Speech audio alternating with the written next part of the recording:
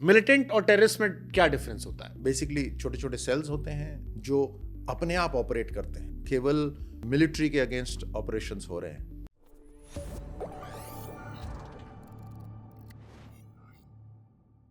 Militant और terrorist में क्या डिफरेंस होता है? या दोनों एक ही होते हैं? नहीं, बेसिकली थोड़ा अंतर होता है, लेकिन कश्मीर में जो है वो टेररिज्म है। एंड बेसिकली छोटे छोटे सेल्स होते हैं जो अपने आप ऑपरेट करते हैं। उनको कभी कभी डायरेक्शंस आते हैं, कभी उनको जनरल डायरेक्शंस होते हैं। 26 जनवरी को कुछ करना है, ये जनरल डायरेक्शन है। 15 अगस्त को कुछ करना है, जनरल डायरेक्शन है।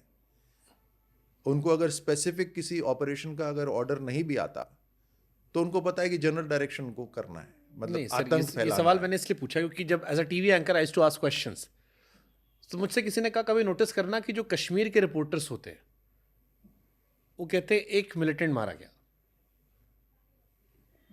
हम दिल्ली में टेररिस्ट कहते हैं, वहां वो मिलिटेंट शब्द का इस्तेमाल करते हैं।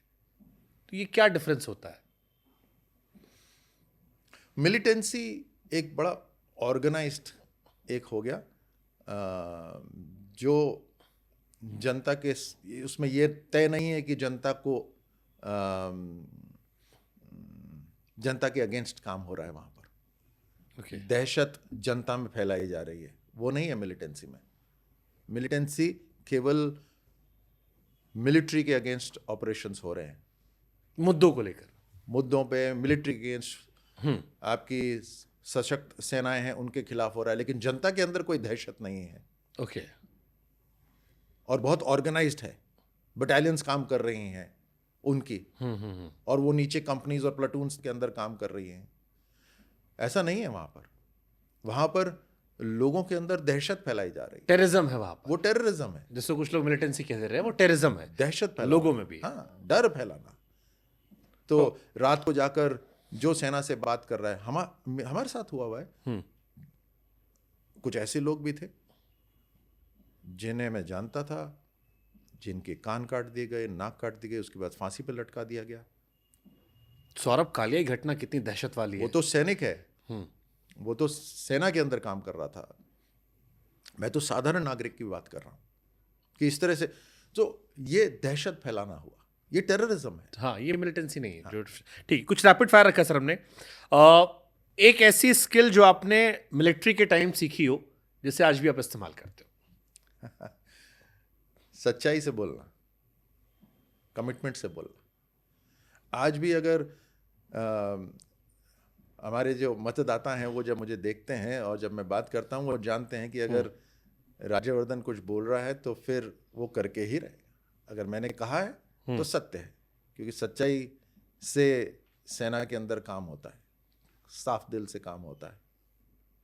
आर्मी बैकग्राउंड में क्या ऐसा सीखा जो आप अगली जनरेशन को या सिविलियंस को चाहते हो कि वो फॉलो करें? वो भी सॉरी, आर्मी बैकग्राउंड में या आर्मी सर्व करने के टाइम में क्या ऐसा सीखा जो आप चाहते हो कि नेक्स्ट जनरेशन आपकी या सिविलियंस देश के उसको सीखे, उसको फॉलो करे? अपने शरीर को हथियार बनाना,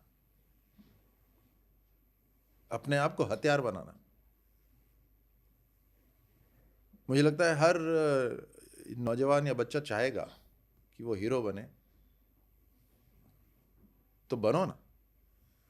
अपने शरीर को हथियार बनाओ, शरीर को हथियार, अपने दिमाग को हथियार बनाओ।